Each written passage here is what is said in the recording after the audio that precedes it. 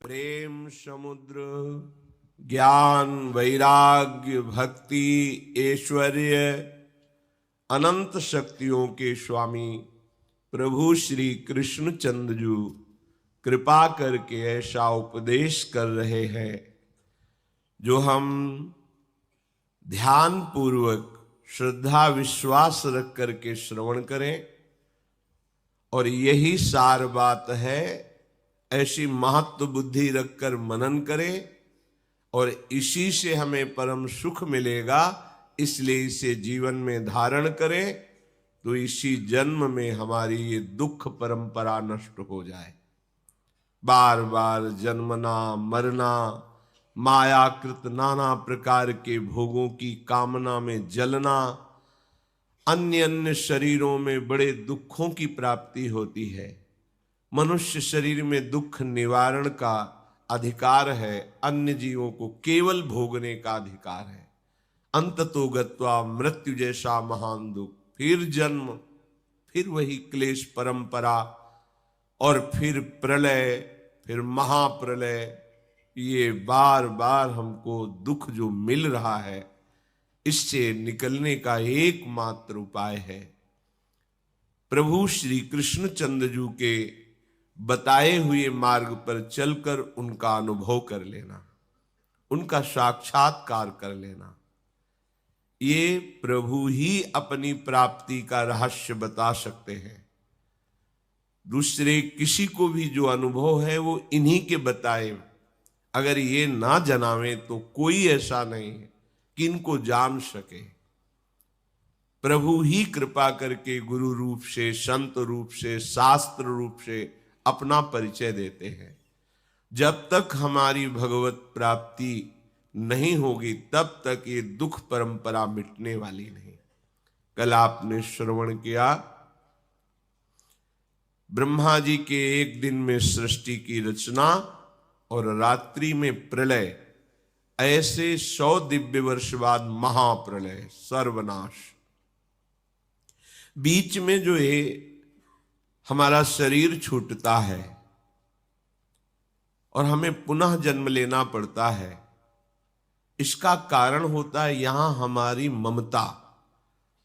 हम जिस किसी में आसक्त हो जाएंगे वही हमारे जन्म का कारण बन जाएगा। बहुत सूक्ष्म ये विषय है और अपने लोग तो बहे चले जा रहे हैं ममता के प्रवाह में। इस वस्तु के बिना नहीं जी सकते, इस व्यक्ति के बिना नहीं जी सकते, इस सुविधा के बिना हम सुखी नहीं हो सकते। कितनी कामनाएं, कितनी आसक्तियां, कितनी ममता। इसीलिए जन्म कर्म परंपरा रुक नहीं रही है। इसके रुके बिना बात बनेगी नहीं। आप विश्वास मानिए, ऊंची नीची गतियां होती रहेंगी पर ये दुख नहीं मिटेगा। बहुत धर्म से चल रहे थे महाराज नहुष जी, बड़े बड़े यज्ञ करने वाले चक्रवर्ती सम्राट पद में विराजमान थे। इतना पुण्य बल था कि देवराज इंद्र के सिंहासन पर बैठाने के लिए देवताओं ने इनका वरण किया। मृत्युलोक के चक्रवर्ती सम्राट महाराज नहुष, जब देवताओं ने प्रार्थना की, इस समय देवराज इंद्र छुपे छुपे डोल रहे हैं, अब आप सिंहासन खाली है, देवराज इंद्र के पद पर विराजमान हो। देवराज इंद्र किसी व्यक्ति का नाम नहीं। जैसे प्रधानमंत्री पद, राष्ट्रपति पद, उसमें कोई भी अधिकारी हो सकता है, ऐसे ही परमेष्ठी पद तक, ब्रह्मा पद तक है। ब्रह्मा किसी व्यक्ति का नाम नहीं है, स्थिति का नाम है। जो उस स्थिति को प्राप्त है उसे ब्रह्मा पद मिलता है, बदलते रहते हैं। देवराज इंद्र के पद में जब बैठने का प्रस्ताव रखा गया तो महाराज नहुष ने कहा, आप तो सब दिव्य शक्ति संपन्न देवता हैं, हम मनुष्य शरीरधारी आप पर कैसे शासन कर सकते हैं? आपके सामने खड़े होने की भी सामर्थ्य मेरे में नहीं। तो सब देवताओं ने ये सामर्थ्य दी कि तुम्हारे सामने जो भी आएगा उसकी आधी शक्ति आप में आ जाएगी। तो आप पुण्यात्मा हैं, और सब देवताओं की आदि शक्ति आप में, तो आप महान शक्तिशाली, आप किसी भी देवता पर शासन कर सकते हैं। उनको त्रिभुवनपति देवराज इंद्र के पद पर बैठाला गया। जब देवराज इंद्र के पद में बैठे तो ये नशा होता है, प्रमाद स्थिति छा जाती है। अगर गुरु कृपा ना हो तो कोई भी पद मिले तो ये प्रभुता पाहि जाहि मद नाही, को नर अस जन्मा जग माही, प्रभुता पाहि जाहि मद नाही। कोई बिरला ऐसा भगवत कृपा पात्र होता है कि कोई पदवी मिले, ऐश्वर्य मिले और उसे अहंकार ना हो जाए। अब त्रिभुवनपति देवता जिसके आगे हाथ जोड़े खड़े हैं, ब्रह्म ऋषि जिसके आगे हाथ जोड़े खड़े हैं, वो पद है त्रिभुवनपति देवराज इंद्र पद। उसमें बैठे तो मद जागृत हुआ। जो जगत पूज्या सची माता देवराज इंद्र की प्रिया, अब इन्होंने आदेश किया कि जब देवराज इंद्र पद पर हम बैठे हैं तो उनकी पत्नी हमारी सेवा में आनी चाहिए। बड़ा गलत। वो तो जगत पूज्या है, देवताओं के द्वारा भी वंदनीय है, ऐसी निकृष्ट बुद्धि कैसे आ गई? और ये बड़े सुलझे हुए ऐसे देवराज इंद्र पद पर थोड़ी बैठा दिया गया था, पर अहम, ये बहुत विचित्र है। अहंकार बड़ी ऊंचाई से भ्रष्ट कर देता है। सूचना पहुंचाई, आप हमारी सेवा में उपस्थित हो, देवराज इंद्र पद पर मैं बैठा हुआ हूं। घबरा गई, ये तो हमारे साथ अधर्माचरण होगा। भगवान बृहस्पति जी देवताओं के गुरु हैं। भारी से भारी समस्या का समाधान गुरु चरणों में सहज में हो जाता है। स्मरण किया, स्मरण मात्र से गुरुदेव उपस्थित हो गए। गुरुदेव, ये ऐसा प्रस्ताव भेजा गया है और वो पद पे है, अगर हम ना कहते हैं तो जबरदस्ती वो हमें मंगवा लेगा, आप उपाय बताइए। उनको बिल्कुल डरने की जरूरत नहीं। उससे बोलो, सप्त ऋषियों को पालकी में जोत कर उनकी पालकी में तू बैठ कर आ, मैं तेरा स्वागत करूंगी। सूचना भेजवा दी, प्रस्ताव स्वीकार है, सप्त ऋषियों की पालकी में बैठ के आ। उसको क्या हो, तो देवराज पद पर थे, ये भूल गए कि ये जगत बंदनी ब्रह्म ऋषि जन जिनकी चरण धूलि माथे पे रखनी चाहिए, उनको पालकी में जोतते ही सारे सुकृत नष्ट हो जाएंगे। बुद्धि भ्रष्ट हो जाती है जब अहंकार का राज्य होता है। सबने ये निश्चय किया ऋषियों ने कि आज तक किसी इंद्र ने ऐसा नहीं किया जैसा ये कर रहा है, और इसको देवताओं का वरदान है, जो भी ऋषि मुनि देवता सामने जाएगा उसकी आधी शक्ति इसको प्राप्त हो जाएगी। इसकी दृष्टि ना पड़े और फिर इस पर श्राप लागू किया जाए तो हो सकता है, दृष्टि पड़ गई तो ये श्राप लागू नहीं होगा। तो जटाओं में सूक्ष्म रूप रख करके जो आगे ऋषि थे महर्षि दुर्वासा बैठ गए। सूक्ष्म ऋषियों में सामर्थ्य होती है। अब इनके अंदर प्रबल उत्साह इंद्राणी से मिलने का, तो उनका सर्प सांस्कृतिक शब्द है जिससे तेज चलो, तेज चलो। अब ऋषि अपनी रफ्तार से चल ही रहे थे, लात मारा आगे की ऋषि में, चलो रफ्तार से चलो। तो जटाओं में बैठे ही ऋषि ने शाप दे दिया, अरे धूर्त, आज तक किसी ने ऐसा नहीं किया जैसा तू कर रहा इंद्रपद पर बैठकर। जा, सर्प सर्प बोलता है, सर्प योनि को प्राप्त हो। तत्काल उसी क्षण पालकी से गिरे और मृत्यु लोक में आकर देखा भयानक अजगर रूप में अपने को। महाराज युधिष्ठिर जी की कृपा से फिर उनका, तो इस लोक या परलोक किसी भी लोक में जब तक भोगों से संबंध है, विषयों से आसक्ति है, दुर्गति से बच नहीं सकते। चाहे जिस पद पे बैठो, चाहे जिस योनि पे जाओ, चाहे जो अधिकार प्राप्त कर लो, अच्छे से समझ लो, एकमात्र उपाय है भगवान श्री कृष्ण के चरणारविंद का आश्रय लेकर भजन कर लो। कहीं शांति नहीं है, कहीं सुख नहीं है। यहां से लेकर ब्रह्मलोक तक सब काल के अधीन नष्ट होने वाला है। इसलिए किससे तुम अपना सुख चाहते हो? किसमें तुम अपना सुख चाहते हो? कहां तुम सुखी होना चाहते हो? सुख के एकमात्र स्थान श्री भगवान के चरणारविंद है, परम धाम है। हम धाम के जीव हैं, बिछुड़कर माया में आ गए हैं। जब तक धाम नहीं पहुंचेंगे तब तक कहीं विश्राम नहीं मिलेगा, कितने भी लोकों में भटकते रहें। श्री भगवान कहते हैं, भूत ग्रामः स एवायं भूत्वा भूत्वा प्रलीयते रात्यागमे अवशः पार्थ प्रभवत्यः रागमे।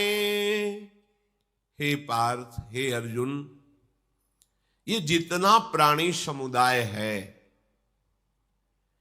ये प्रकृति के वशीभूत होकर के जन्मता मरता रहता है।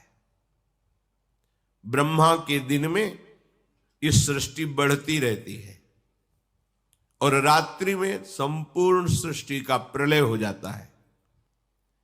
अनादिकाल से जन्म मरण के चक्र में फंसा हुआ प्राणी समुदाय ये समझ नहीं पा रहा कि मैं भगवान का अंश हूं। मेरा अंश होने पर वो मेरे जैसा ही है। समझो, जब किसी को भगवत प्राप्ति होती है तो भगवान का रूप उसको मिलता है। कई जगह ऐसा आया है, पांच भौतिक शरीर का लय और दिव्य चिदानंद वपु धारण करके भगवान के धाम में प्रवेश होता है। जैसे अपनी उपासना में शरीर भाव का त्याग कर किशोरी रूप होकर महारानी जी के समीप जाना होता है। किशोरी मातमानम किमि सुकुमारीम नुकले। ऐसे ही भगवान के धाम जो वैभव संपन्न वैकुंठ आदि हैं, साकेतपुरी आदि हैं, जिसकी जैसी उपासना है, जब उपास्य देव के समीप उसका पहुंचना होता है तो उपास्य देव जैसा ही बनकर वही स्वरूप, वही स्थिति, वही गंभीरता, बिल्कुल भगवान और भगवान के पार्षदों में भेद नहीं। पर ये ऐसा होने पर भी ये जिस जिस वस्तु से, शरीरों से अपनापन कर लेता है वही इसकी दुर्गति का कारण बन जाती है मेरा अंश, मेरा स्वरूप ही है, पर इसने संबंध बना लिया है। ये जो मोक्षाभिलाषी परमहंस जन है, इस संबंध ही तो मिटा देते हैं। न घर का संबंध, न शरीर संबंधियों का संबंध, न भोगों का संबंध, न शरीर का संबंध, एकमात्र प्रभु से या आत्मा से जो हमारा स्वरूप है, तो जीवन मुक्त हो जाते हैं। संबंध रहित हो जाओ तो हमारा स्वभाव है संबंध बनाना, हम नहीं रह सकते बिना संबंध के। तो देखो, आचार्यों ने कितनी कृपा की कि तुम जो चाहो संबंध हमारे प्रभु से बना लो, जो संबंध चाहो। तुम पिता बनना चाहो तो प्रभु तुम्हारे पुत्र बन जाएंगे, तुम पुत्र बनना चाहो तो प्रभु पिता बन जाएंगे, मित्र बनना चाहो तो मित्र बन जाएंगे, गुरु बनना चाहो तो शिष्य बन जाएंगे, शिष्य बनना चाहो वो गुरु बन जाएंगे। जो चाहो, जो संबंध चाहो। आज आप जिनके बीच में रह रहे हैं वो भी वही हैं, तुम जान नहीं पा रहे हो। कितने कृपालु हैं। तुम जैसे देखना चाहते हो, जैसे मिलना चाहते हो, मेरे प्रभु आज भी वैसे ही आपके पास है, पर आपको ये ज्ञान नहीं है, इसलिए मोह के कारण आपकी दुर्गति हो रही। अब हमको संबंध से संबंध काटना है, क्योंकि ये पता चल गया कि हमारे जन्म मरण का कारण संबंध है, तो मोक्ष का कारण भी संबंध ही है, प्रियाजू की प्राप्ति का कारण भी संबंध ही है। बात बन गई। हमारा संबंध बनाने का स्वभाव है, अब हम संबंध बदलते हैं। क्या बदलते हैं? सदगुरुदेव के चरणों से संबंध, भगवत प्रेमी महात्माओं के वचनों से संबंध, उनके द्वारा दी हुई नाम मंत्र से संबंध, उपासना से संबंध, धाम से संबंध, प्रियालाल से संबंध, सखियों से संबंध, जो प्रियालाल की नित्य सेवा में है, ललिता, विशाखा, चंपक, चित्रा, तुंग, विद्या, रंग देवी, ये जो महान महिमामयी है, ये वास्तविक हमारे घर की बात है। ये तो माया की बात है, ये घर की बात है। इधर संबंध, अब इधर संबंध की जब बात आती है तो माना हुआ संबंध जो संसार का है, ये इधर संबंध होने के लिए राजी नहीं होने देता।